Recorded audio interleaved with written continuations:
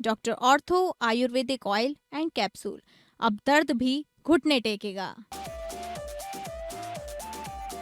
संसद के मॉनसून सत्र में लोकसभा हंगामा, विपक्ष ने नीट पर चर्चा और चंदा चोरी पर चर्चा की मांग की। खरगे ने कहा, छात्रों पर लाठीचार्ज क्यों।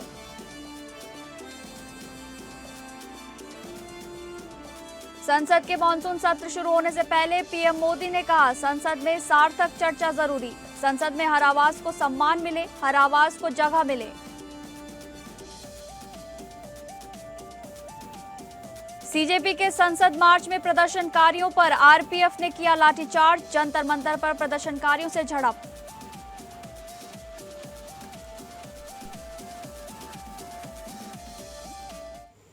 नमस्कार, आप सभी का बहुत बहुत स्वागत है टॉप अपडेट में। मैं हूं आपके साथ शालिनी राणा। शुरुआत करेंगे टॉप अपडेट की। संसद के मॉनसून सत्र की शुरुआत पहले ही दिन जोरदार राजनीतिक टकराव के साथ हुई, जहां लोकसभा में विपक्ष के हंगामे के चलते कार्यवाही दोपहर 12 बजे तक स्थगित करनी पड़ी। विपक्ष ने NEET, UG paper leak, Ayodhya Ram Mandir चढ़ावा चोरी, एथेनॉल परिसीमन और महिला आरक्षण जैसे मुद्दों पर सरकार को घेरने की रणनीति बनाई है। कांग्रेस सांसद मनीष तिवारी ने नए एंटी डिफेक्शन कानून के नियमों पर चर्चा के लिए एडजर्नमेंट मोशन नोटिस दिया, जबकि समाजवादी पार्टी ने भी जनहित के अहम मुद्दे सदन में उठाने का ऐलान किया। कांग्रेस नेता पवन खेड़ा ने राम मंदिर चढ़ावा मामले को करोड़ों लोगों की आस्था से जुड़ा बताते हुए इसे सदन में प्रमुखता से उठाने की बात कही। वहीं सरकार इस सत्र में आयकर संशोधन, राष्ट्रीय सम्मान के अपमान की रोकथाम, संशोधन विधेयक और सुप्रीम कोर्ट न्यायाधीशों की संख्या बढ़ाने समेत कई अहम विधेयक पारित कराने की तैयारी में है। प्रधानमंत्री नरेंद्र मोदी ने सत्र की शुरुआत में रचनात्मक और तथ्य आधारित चर्चा की अपील करते हुए कहा कि मानसून और मानसून सत्र दोनों देश के लिए लाभदायक और उत्पादक होने चाहिए। उन्होंने पश्चिम एशिया संकट के बावजूद भारत की 7.7% विकास दर का भी उल्लेख किया। पहले ही दिन के घटनाक्रम ने साफ संकेत दे दिए हैं कि इस पूरे मानसून सत्र में सत्ता पक्ष और विपक्ष के बीच तीखी राजनीतिक भिड़ंत देखने को मिलेगी।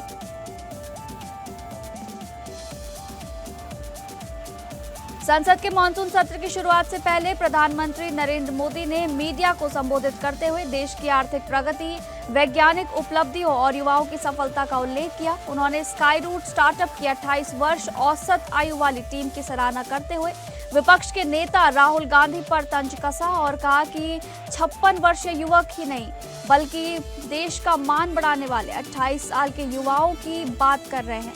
प्रधानमंत्री ने कहा कि वैश्विक संकट और पश्चिम एशिया में युद्ध जैसी चुनौतियों के बावजूद भारत ने 7.7% की विकास दर हासिल कर दुनिया के सबसे तेजी से बढ़ती प्रमुख अर्थव्यवस्था का स्थान बनाए रखा। उन्होंने हाल ही में शुरू हुई तेल रिफाइनरी, सेमीकंडक्टर प्लांट और ग्रीन हाइड्रोजन ट्रेन जैसी परियोजनाओं को देश की प्रगति का प्रतीक बताया। पीएम मोदी ने आगे कहा कि भारत के वैज्ञानिकों, इंजीनियरों, उद्यमियों और श्रमिकों की मेहनत से देश लगातार नए कीर्तिमान स्थापित कर रहा है। उन्होंने संसद में सकारात्मक, तथ्य आधारित और सार्थक चर्चा की अपील करते हुए कहा कि जहां तर्क और तथ्य होते हैं वहां हंगामे की कोई आवश्यकता नहीं होती। प्रधानमंत्री ने सभी दलों से संसद को सुचारू रूप से चलाने और राष्ट्र हित के मुद्दों पर मिलकर काम करने का आह्वान भी किया। शिक्षा व्यवस्था में सुधार और केंद्रीय शिक्षा मंत्री धर्मेंद्र प्रधान के इस्तीफे की मांग को लेकर जंतर मंतर पर चल रहे आंदोलन के बीच प्रस्तावित संसद मार्च से पहले राजधानी दिल्ली में तनाव बढ़ चुका है। बिना अनुमति मार्च निकालने की कोशिश कर रहे प्रदर्शनकारियों को रोकने के लिए दिल्ली पुलिस ने जंतर मंतर और संसद मार्ग पर भारी सुरक्षा व्यवस्था, बैरिकेडिंग और धारा 163 लागू कर दी, जबकि करीब 5000 जवान तैनात किए गए हैं। संसद की ओर बढ़ रहे प्रदर्शनकारियों को पार्लियामेंट स्ट्रीट थाना क्षेत्र के पास पुलिस ने रोक दिया और हल्का लाठीचार्ज कर उन्हें पीछे धकेल दिया। इस दौरान जंतर मंतर पर बड़ी संख्या में जैमर भी लगाए गए ताकि इंटरनेट सेवाओं का इस्तेमाल सीमित किया जा सके। सीजेपी के मुख्य प्रवक्ता सौरभ दास को पुलिस अधिकारियों से बातचीत के लिए डीसीपी कार्यालय ले जाया गया, जहां उन्होंने कहा कि प्रशासन के साथ वार्ता जारी है। उधर 23 दिनों से भूख हड़ताल पर बैठे सोनम वांगचुक ने शिक्षा व्यवस्था, पेपर लीक की जवाबदेही और प्रतिनिधिमंडल को संसद में अपनी बात रखने की अनुमति समेत 3 शर्तों पर अनशन समाप्त करने की बात दोहराई। लगातार बढ़ती भीड़ और सुरक्षा बंदोबस्त के कारण राजधानी के कई इलाकों में यातायात भी प्रभावित रहा। दिल्ली पुलिस का कहना है कि संसद मार्च के लिए किसी प्रकार की आधिकारिक अनुमति न मांगी गई थी और न ही दी गई थी।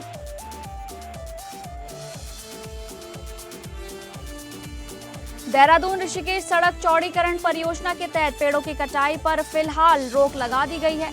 मुख्यमंत्री पुष्कर सिंह धामी के निर्देश के बाद परियोजना के अंतर्गत आने वाले पेड़ों का कटान अगले आदेश तक स्थगित रहेगा। उत्तराखंड के मुख्यमंत्री पुष्कर सिंह धामी ने कहा कि पिछले कुछ दिनों से पर्यावरण प्रेमियों और स्थानीय लोगों ने इस मुद्दे पर गंभीर चिंता जताई थी, जिसके बाद सरकार ने यह फैसला लिया है। उन्होंने स्पष्ट किया कि विकास जरूरी है, लेकिन जन भावनाओं, पर्यावरण और स्थानीय हितों की अनदेखी कर कोई निर्णय नहीं लिया जाएगा। मुख्यमंत्री ने प्रमुख सचिव और संबंधित अधिकारियों को सभी हितधारकों, जनप्रतिनिधियों, स्थानीय नागरिकों और विशेषज्ञों से दोबारा संवाद करने के निर्देश दिए हैं। उन्होंने कहा कि हाईकोर्ट के निर्देशों का पूरा सम्मान करते हुए आगे की कार्रवाई की जाएगी। जब तक सभी पक्षों के बीच सहमति और विश्वास का माहौल नहीं बन जाता, तब तक पेड़ों की कटाई नहीं होगी। गौरतलब है कि इस परियोजना के लिए 4000 से अधिक पेड़ों की कटाई प्रस्तावित थी, जिनमें से सैकड़ों पेड़ पहले ही काटे जा चुके हैं और इसे लेकर विभिन्न सामाजिक संगठनों का विरोध लगातार जारी है।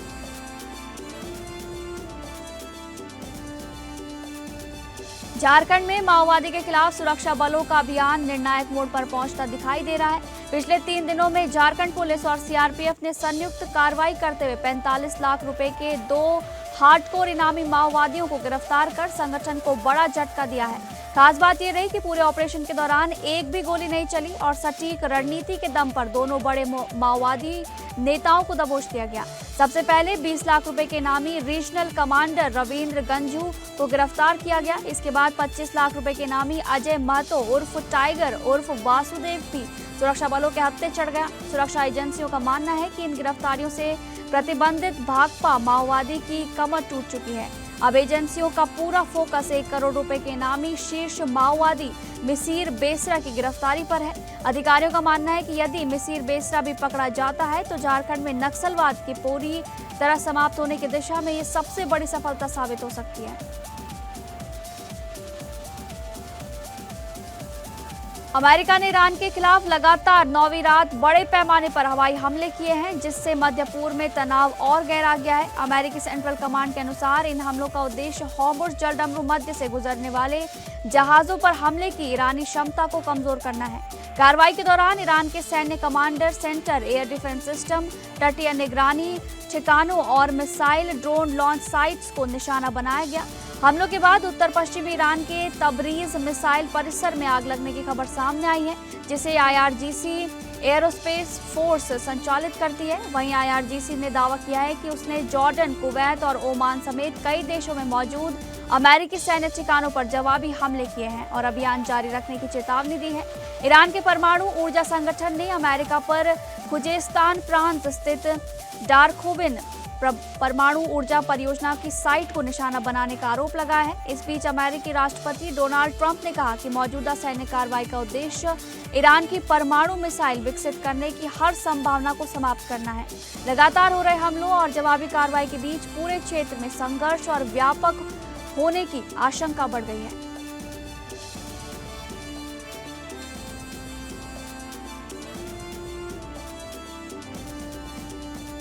दिल्ली में सामाजिक कार्यकर्ता सोनम वांगचुक के समर्थन में प्रस्तावित प्रदर्शन में शामिल होने जा रहे समाजवादी छात्र सभा के मैनपुरी जिलाध्यक्ष हरीश यादव को पुलिस ने हाउस अरेस्ट कर लिया।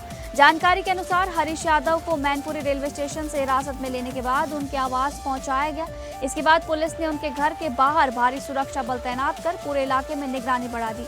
आवास के आसपास कड़ी सुरक्षा व्यवस्था के बीच किसी भी तरह की गतिविधि पर नजर रखी जा रही है। इस कार्रवाई के बाद जिले में राजनीतिक हलचल तेज हो गई है। लखनऊ में उत्तर प्रदेश के मुख्यमंत्री योगी आदित्यनाथ ने बारिश के बीच जनता दरबार लगाकर लोगों की समस्याएं सुनी और संबंधित अधिकारियों को त्वरित कार्रवाई के निर्देश दिए। जनता दरबार में बड़ी संख्या में पहुंचे फरियादियों ने अपनी विभिन्न समस्याएं मुख्यमंत्री के सामने रखी। सीएम योगी ने हर शिकायत को गंभीरता से लेते हुए अधिकारियों को समयबद्ध और प्रभावी समाधान सुनिश्चित करने के निर्देश दिए। उन्होंने स्पष्ट कहा कि आम जनता को छोटी छोटी समस्याओं के लिए राजधानी का रुख न करना पड़े। मुख्यमंत्री ने अधिकारियों को चेतावनी देते हुए कहा कि जनपद स्तर पर ही शिकायतों का गुणवत्तापूर्ण और समय पर निस्तारण किया जाए। उन्होंने लापरवाही बरतने वाले अधिकारियों के खिलाफ सख्त कार्रवाई के भी संकेत दिए। सीएम योगी ने कहा कि जनता की समस्याओं का समाधान सरकार की सर्वोच्च प्राथमिकता है। जनता दरबार के दौरान कई मामलों में मौके पर ही अधिकारियों को आवश्यक दिशा निर्देश जारी किए गए। रांची में झारखंड प्रदेश कांग्रेस ने छात्रों की गूंज कार्यक्रम के तहत जयपाल सिंह स्टेडियम से एल्बर्ट एक्का चौक तक विशाल मशाल जुलूस निकालकर नीट पेपर लीक मामले में केंद्रीय शिक्षा मंत्री धर्मेंद्र प्रधान के इस्तीफे की मांग उठाई। इस आंदोलन में राज्य के वित्त मंत्री राधाकृष्ण किशोर, ग्रामीण विकास मंत्री दीपिका पांडे सिंह, कांके विधायक सुरेश बैठा सहित कांग्रेस के कई नेता और बड़ी संख्या में छात्र छात्राएं शामिल हुए। प्रदर्शनकारियों ने सामाजिक कार्यकर्ता सोनम वांगचुक के समर्थन में भी आवाज बुलंद करते हुए केंद्र सरकार और मौजूदा शिक्षा व्यवस्था के खिलाफ विरोध जताया। सभा को संबोधित करते हुए कांग्रेस नेताओं ने आरोप लगाया कि पेपर लीक जैसी घटनाओं ने युवाओं का भविष्य संकट में डाल दिया है और छात्रों का गुस्सा लगातार बढ़ रहा है। नेताओं ने दावा किया कि इस व्यवस्था से परेशान होकर कई छात्रों ने आत्महत्या जैसा कदम उठाए, जिसके लिए सरकार जवाबदेह है। कांग्रेस ने प्रधानमंत्री पर युवाओं की समस्याओं की अनदेखी करने का आरोप लगाया और शिक्षा व्यवस्था में व्यापक सुधार की मांग दोहराई। पार्टी नेताओं ने कहा कि राहुल गांधी लगातार छात्रों की आवाज उठा रहे हैं और युवाओं का उन्हें व्यापक समर्थन मिल रहा है। मशाल जुलूस के दौरान शिक्षा व्यवस्था में पारदर्शिता और जवाबदेही सुनिश्चित करने की मांग प्रमुखता से उठाई गई। बलरामपुर के हरैया सतघरवा विकासखंड स्थित बरदौलिया बाजार में सरकारी स्वास्थ्य सुविधाओं की मांग को लेकर ग्रामीणों का आक्रोश सड़कों पर दिखाई दिया। पूर्व सांसद, प्रत्याशी एवं समाज सेवी युगल किशोर शुक्ल एडवोकेट के नेतृत्व में युवाओं और ग्रामीणों ने प्रदर्शन कर वर्षों से बंद पड़े उप स्वास्थ्य केंद्र को तत्काल शुरू करने और नए सरकारी अस्पताल की स्थापना की मांग उठाई। प्रदर्शनकारियों का आरोप है कि लाखों रुपए की लागत से बना उप स्वास्थ्य केंद्र आज तक संचालित नहीं हो सका और अब भवन खंडर में तब्दील होता जा रहा है। ग्रामीणों ने बताया कि इलाज के लिए उन्हें निजी मेडिकल दुकानों और झोला छाप डॉक्टरों पर निर्भर रहना पड़ता है, जबकि निकटतम सरकारी अस्पताल करीब 10 किलोमीटर दूर है। प्रदर्शन के बाद ग्रामीणों ने जिलाधिकारी बलरामपुर के नाम ज्ञापन सौंपकर जल्द कार्रवाई की मांग की। उत्तर प्रदेश के शाहजहांपुर में पुलिस ने बड़ी सफलता हासिल करते हुए करीब 47 लाख रुपए मूल्य के 201 खोए और चोरी हुए मोबाइल फोन बरामद कर उनके असली मालिकों को वापस सौंप दिए। पिछले 6 महीनों में मोबाइल गुम होने और चोरी की कई शिकायतें पुलिस को मिली थी, जिसके बाद सर्विलांस और साइबर टीम ने विशेष अभियान चलाया। पुलिस ने विभिन्न जिलों में कार्रवाई करते हुए सभी मोबाइल बरामद किए हैं और उनकी पहचान सुनिश्चित की है। इसके बाद पुलिस लाइन में विशेष कार्यक्रम आयोजित कर मोबाइल मालिकों को उनके फोन लौटाए गए। अपने खोए हुए मोबाइल वापस पाने के लिए कई जिलों से लोग शाहजहांपुर पहुंचे। लंबे समय बाद मोबाइल मिलने पर लोगों के चेहरे खुशी से खिल उठे और उन्होंने पुलिस की कार्यशैली की सराहना करते हुए आभार व्यक्त किया।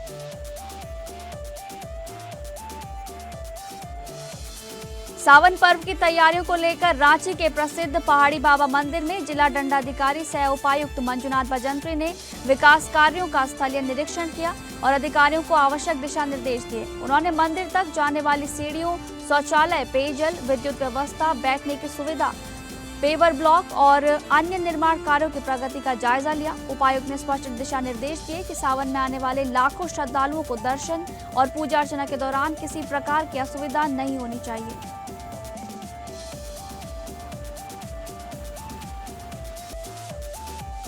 रायपुर के बिरगांव में एक बार फिर चाकूबाजी की घटना ने कानून व्यवस्था पर गंभीर सवाल खड़े कर दिए हैं। मोतीसागर तालाब के पास 18 जुलाई की रात एक ठेकेदार पर चाकू से हमला कर लूटपाट की कोशिश की गई। जानकारी के अनुसार ठेकेदार पूरन साहू अपने दिहाड़ी मजदूरों को भुगतान कर रहे थे, तभी एक युवक वहां पहुंचा और पैसों की मांग करने लगा। पैसे देने से इनकार करने पर आरोपी ने पूरन साहू की पीठ पर चाकू से हमला कर मौके से फरार हो गया। घायल ठेकेदार का इलाज कराया गया है और उनकी हालत फिलहाल सामान्य बताई जा रही है। पुलिस ने मामला दर्ज कर आरोपी की तलाश शुरू कर दी है और आसपास के क्षेत्र में जांच तेज कर दी गई है। मैनपुरी के किशनी थाना क्षेत्र स्थित छोटा हराजपुर गांव में खेत की मेड़ के विवाद ने रविवार को खूनी संघर्ष का रूप ले लिया, जहां दोनों पक्षों के बीच जमकर फायरिंग और धारदार हथियारों से हमला हुआ। इस हिंसक झड़प में कई लोग गंभीर रूप से घायल हो गए, जिनमें से दीपांशु नामक युवक ने सैफई मेडिकल कॉलेज में उपचार के दौरान दम तोड़ दिया। बताया जा रहा है कि जमीन की पैमाइश और सरकारी बचत भूमि के कब्जे को लेकर दोनों परिवारों के बीच लंबे समय से विवाद चल रहा था। जो खेत की जुताई के दौरान मेड़ टूटने के बाद भड़क गया। दोनों पक्षों ने एक दूसरे पर घर में घुसकर हमला करने और अंधाधुंध फायरिंग करने के आरोप लगाए हैं। घटना की सूचना मिलते ही पुलिस और प्रशासन ने वरिष्ठ अधिकारी भारी पुलिस बल के साथ मौके पर पहुंचे और हालात पर नियंत्रण पाया। फॉरेंसिक टीम ने घटनास्थल से खून के नमूने, कारतूस और अन्य साक्ष्य जुटाकर जांच शुरू कर दी है।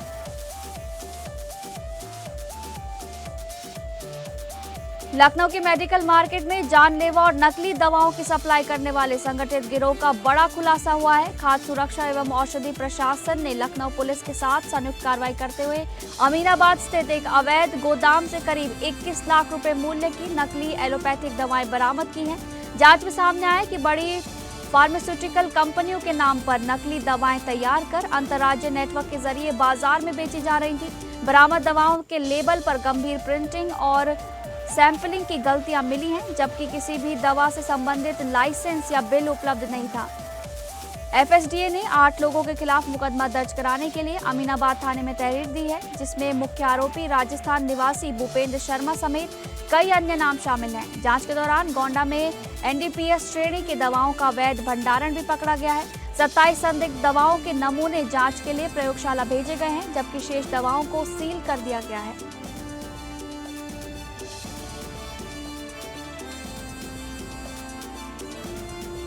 लखनऊ के हजरतगंज स्थित जवाहर भवन में सोमवार सुबह भीषण आग लगने से पूरे परिसर में अफरा तफरी मच गई। बताया जा रहा है कि आग सुबह करीब 10 बजे भवन की ऊपरी मंजिल पर उस समय लगी जब विभिन्न विभागों के कार्यालय खुल चुके थे और कर्मचारी अपने काम में जुटे थे। आग की सूचना मिलते ही फायर ब्रिगेड की कई गाड़ियां मौके पर पहुंची और राहत एवं बचाव अभियान शुरू कर दिया गया। दमकल कर्मी आग पर काबू पाने के लिए लगातार प्रयास कर रहे हैं। घटना के बाद पूरे भवन को एहतियातन खाली कराया गया और आसपास सुरक्षा व्यवस्था बढ़ा दी गई। शुरुआती जानकारी के अनुसार इस हादसे में किसी के हताहत होने की सूचना नहीं है। आग लगने के कारणों का अभी पता नहीं चल सका है और इसकी जांच की जा रही है। उत्तर प्रदेश के कौशाम्बी जिले में पुरानी रंजिश के चलते दो पक्षों के बीच खूनी संघर्ष हो गया, जिससे इलाके में दहशत फैल गई। सराय अकील थाना क्षेत्र के कनैली चौराहे के पास रविवार देर रात करीब 10:30 बजे ताबड़तोड़ फायरिंग की गई, जिसमें 3 युवक गोली लगने से घायल हो गए। घायलों की पहचान सूरज, गोलू और अनुराग के रूप में की गई है, जिनमें अनुराग की हालत गंभीर बताई जा रही है। बताया जा रहा है कि करीब 10 दिन पहले गंगा स्नान के दौरान हुए विवाद के बाद एक पक्ष के खिलाफ मुकदमा दर्ज हुआ था और आरोपी जेल भी गया था। आरोप है कि जेल से बाहर आने के बाद मामूली कहासुनी के दौरान आरोपी ने फायरिंग कर दी। सूचना मिलते ही मौके पर पहुंची पुलिस और घायलों को अस्पताल में भर्ती कराकर मामले की जांच शुरू कर दी गई। परिजनों ने कनैली निवासी गुलशन त्रिपाठी पर गोली चलाने का आरोप लगाया है। पुलिस ने मुकदमा दर्ज कर आरोपी की गिरफ्तारी के लिए कई टीमें गठित कर तफ्तीश तेज कर दी है। हरदोई जिले की टडियावा थाना पुलिस ने चोरी के 2 मामलों का सफल खुलासा करते हुए 5 आरोपियों को गिरफ्तार किया है। पुलिस कार्रवाई के दौरान आरोपियों के कब्जे से चोरी किया गया एक लिस्टर इंजन और एक पंप सेट इंजन भी बरामद किया गया है। पुलिस के अनुसार दोनों चोरी की घटनाएं 11 जून और 8 जुलाई 2026 को दर्ज की गई थी, जिनकी जांच लगातार जारी थी। साक्ष्य और मुखबिर की सूचना के आधार पर पुलिस ने आरोपियों को दबोचने में सफलता हासिल की। पूछताछ में आरोपियों से कई महत्वपूर्ण जानकारियां भी मिली हैं, जिनके आधार पर आगे की जांच की जा रही है।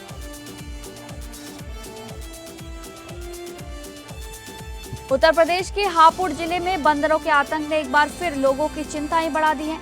थाना हापुड़ देहात क्षेत्र के कृष्णानगर मोहल्ले में बंदरों ने स्कूल जा रहे बच्चों पर अचानक हमला कर दिया, जिससे मौके पर अफरा तफरी मच गई। बच्चों ने किसी तरह भागकर अपनी जान बचाई और सुरक्षित स्थान पर पहुंचे। घटना के बाद स्कूली बच्चों और उनके अभिभावकों में भय का माहौल बना हुआ है।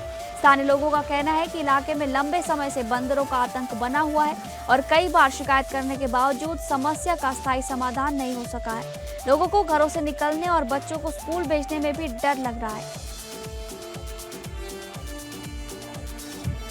बुलंदशहर के नरोरा थाना क्षेत्र स्थित राजघाट में गंगा का जल स्तर बढ़ने के बाद घाटों पर अजगर समेत कई जहरीले सांप दिखाई देने से लोगों में दहशत फैल गई है। सोशल मीडिया पर वायरल हो रहा है एक वीडियो, जिसे 4 दिन पुराना बताया जा रहा है। गंगा घाट के आसपास बड़ी संख्या में सांपों की मौजूदगी को दिखाया जा रहा है। जलस्तर बढ़ने के कारण सांप घाट और आसपास के इलाकों की ओर निकल आए हैं, जिससे श्रद्धालुओं और स्थानीय लोगों की चिंताएं बढ़ गई हैं। सुरक्षा को ध्यान में रखते हुए गंगा घाट के किनारे लगी दुकानों को हटाने का सिलसिला भी शुरू कर दिया गया है। प्रशासन और स्थानीय लोग लगातार हालात पर नजर बनाए हुए हैं ताकि किसी अप्रिय घटना से बचा जा सके।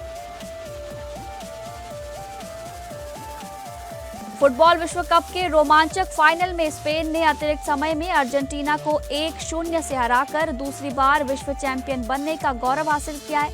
मुकाबले के 106वें मिनट में फॉरान टोरेस ने निर्णायक गोल दागकर स्पेन को 16 साल बाद विश्व कप ट्रॉफी दिलाई।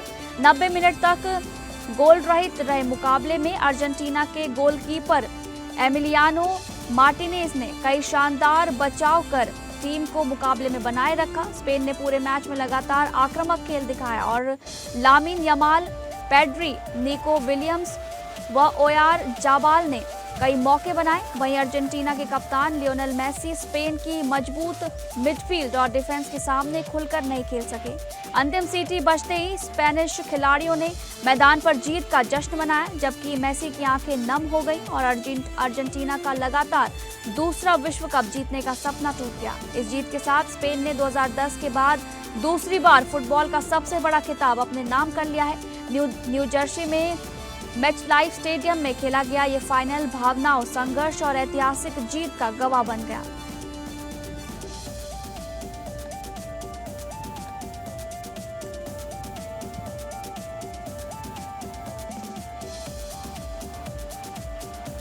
तो फिलहाल टॉप अपडेट में बस इतना ही। नमस्कार।